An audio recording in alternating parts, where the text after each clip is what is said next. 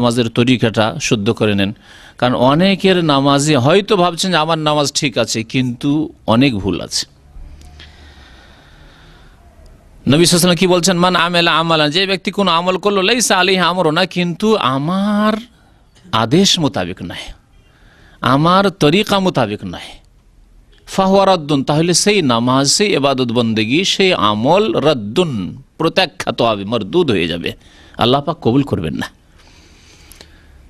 তাহলে এই হাদিস দ্বারা বোঝা যায় যে নামাজ পড়ার জন্য প্রথম শর্ত কি? যে নামাজ নবী করিম সাল্লাল্লাহু আলাইহি সাল্লামের তরিকা মোতাবেক হইতে হবে, তারপরে নামাজ পড়েন আপনি।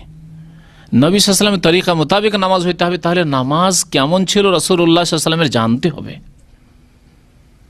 দেখা দেখে নামাজ পড়লে হবে না, শুনে শুনে নামাজ পড়লে হবে না। এটা ছোটোখাটো বই নিয়ে নিয়েছেন যাতে কোরআন এবং হাদিসের দলিল নেই, বা এই সম্পর্কে আপনার নিশ্চয়তা নেই যে এই কিতাবটি, এই বইটি কি কোরআন হাদিস ভিত্তিক লেখা হয়েছে, এটাও জানা নেই। বরং গদ বাঁধা দুয়া দিয়ে বইয়ের অধিকাংশ অংশ ভর্তি করা আছে, উচ্চারিত নিয়ত, ওই নিয়ত দিয়ে কোনো একটি বরাত রেফারেন্স নেই যে কোন কিতাব থেকে এই বই লেখা হয়েছে, কিছুই নেই। এইসব কিতাব পড়ে নামাজ পড়লে কাজ হবে না।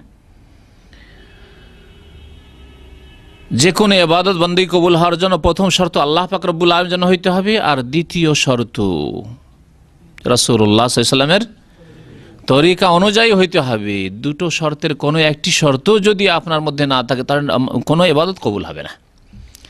নামাজ যদি লোক দেখানো পড়েন, কবুল হবে না।